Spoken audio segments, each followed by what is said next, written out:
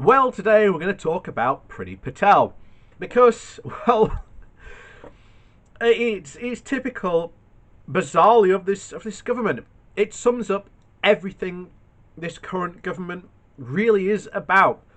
It investigates itself, and the investigation finds that there is wrongdoing, only for then the government to then turn around to then say, "What problem?" And this is it. You know, we are in a situation where the Prime Minister's advisor on ethics resigned over this.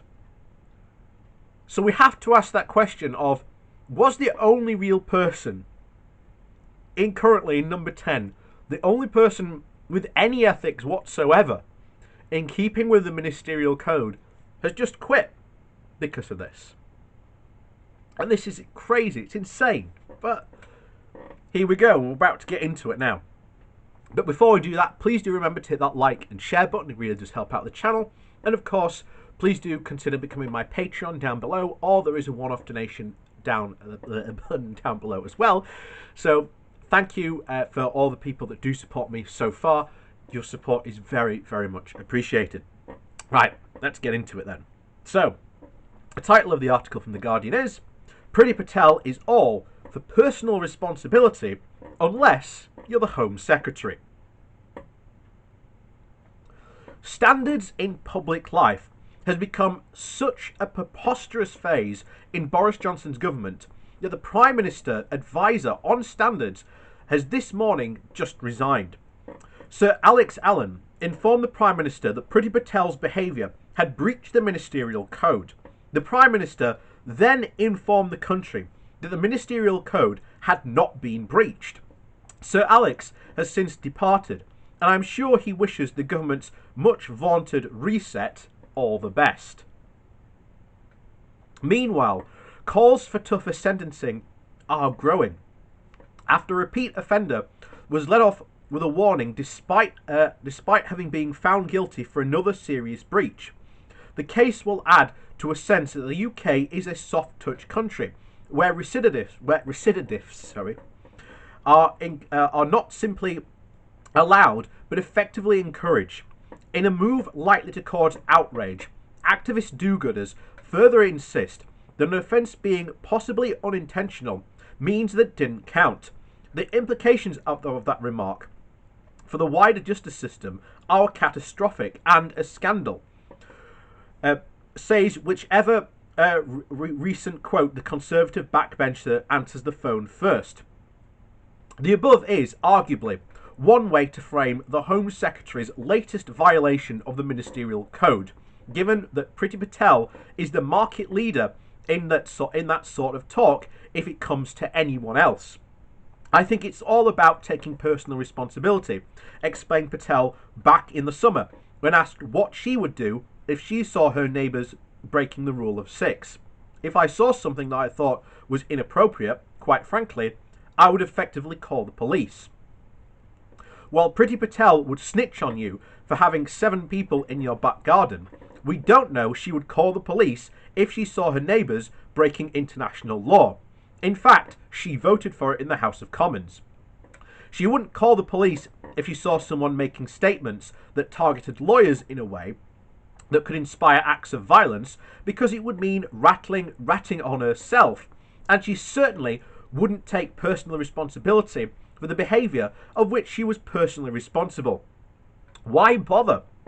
It's certainly not required by her boss, who doesn't even take personal responsibility for an unspecified number of his own children.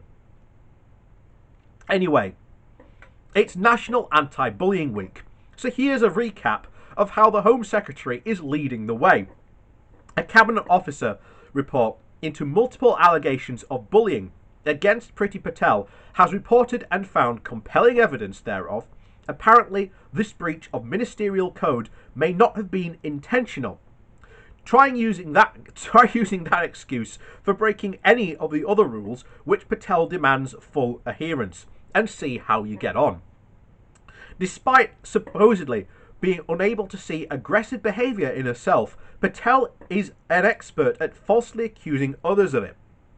When Home Affairs Select Committee Chair Yvette Cooper reportedly wrote and asked if she would submit to scrutiny, Patel replied she was disappointed at the at the increasingly adversarial tone of our exchanges.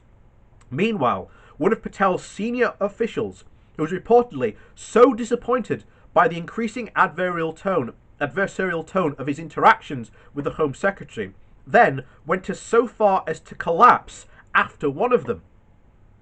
And that's the scale. That's what truly has been going on in the Home Office. That is absolutely unbelievable. That Patel has been so adversarial with the minister that has caused them to collapse. It's just unbelievable. Once again, we have to ask ourselves, why is just someone so clearly unqualified for this position as Home Secretary, as one of the most coveted seats in power? I mean, it's the Prime Minister, the Chancellor of the Exchequer, I forgot what the name was then, Chancellor of the Exchequer, and then Home Secretary. Those are the three top coveted seats. And indeed, many former Prime Ministers have occupied those seats to prove their governing worth and their chops. So could we see Patel run for Prime Minister? I hope not. Because I tell you what, her number 10, if you think the stories coming out about Boris's number 10 are fun, could you imagine the type of stories that could come out of a Patel number 10, given the fact of what we've just gone over there? So anyway, it continues. When he took office last year, Boris Johnson rewrote the foreword to his ministerial code, and the start of the fourth paragraph clearly states, "There must be no bullying and no harassment." And yet, after an arcane and ludicrously inexcusable investigation into Patel's time in 3 departments, it turns out there has been. And the former Treasury Permanent Secretary, Nick Macpherson, glossed the event. "In my experience, things have to be very bad indeed for a cabinet inquiry to find fault in a minister. The system is rigged to conclude the contrary. But, as it turns out, so what? Priti Patel is, in many ways, the perfect politician for an age when taking responsibility means precisely the opposite. It's a great mantra of the right that instills the need to take responsibility for their lives. But this is a government of people who steadfastly refuse to, even in this specific case. Johnson is said to have delayed the completed report for months because he didn't want to have to deal with it. He doesn't even want to have to take responsibility for taking responsibility. That's just unbelievable. But everyone else in this country knows that if they were to be formally found by their employer to have bullied people in the workplace, they would be put out of work. And yet the Home Secretary will not meet this standard of an employment fate. She gets a vote of confidence from the Prime Minister, and Downing Street clearly decided it would be worth having to shovel the dirt for a couple of days rather than look weak by sacking Patel. The imagined story would die down swiftly enough for them to have it just go away. But they haven't. Every case like this chips away at the remaining vestiges of respect people have for politicians. Every instance of someone simply because they are a politician getting away with it and behaviour that people they know wouldn't be tolerated in their own workplace erodes something much bigger than the trust in an individual politician. What is the plan for getting any of this back? This is the age of Trumpism and Zuckerbergism, where the already frayed moral codes in public life are judged less profitable than the hyper-partisan loyalties. What we see now is what Patel is a corrosive extension of what we saw with John Bercow, where many appeared to overlook the multiple allegations of bullying against the Speaker because they thought he was on their side on Brexit, and yet there is nothing remotely heroic about either Burko's or Patel's alleged conduct to their supposed underlings. It is notable that many will shame the irrelevant ordinary people on everyday social media, and these people often lose their jobs for comparatively small transgressions. Yet despite this, or perhaps under the convention cover of this, politicians are much more impervious to shame than they ever were. You can't seem to cancel a minister, and they almost never resign anymore. Political public life has become so unmoored from the earthly sphere that ministers need no longer fear the same consequences as the people they are elected to serve. Or, to put it another way, shame is just for the little people. And that perfectly puts it away. I mean, think of it this way. Imagine you were a boss and you found out one of your managers had bullied someone or had such a confrontation with someone of so an aggressive nature that it caused another employee that they managed to faint. If you were a boss in that situation, my instinct would be just to let them go instantly. If I were to find that out that one of my employees had done that to another, it would just be instant dismissal. There would be no ifs, ands, or buts.